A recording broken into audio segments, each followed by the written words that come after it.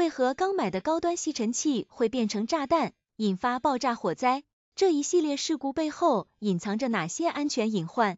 近年来，吸尘器爆炸事件频发，尤其在充电过程中更为常见。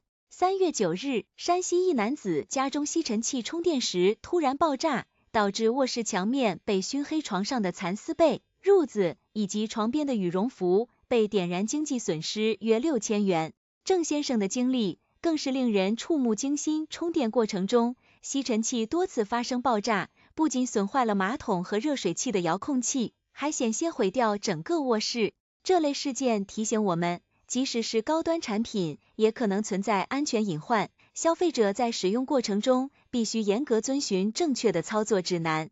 专家建议，购买时应选择带有3C 认证的正规渠道产品，避免长时间过度充电，远离高温、潮湿等不良环境，同时确保充电器和电池的匹配性，避免在床上等不适宜环境下充电。一旦发现电池异常，应立即停止使用，并妥善保存现场证据，以便维权，保障自身合法权益。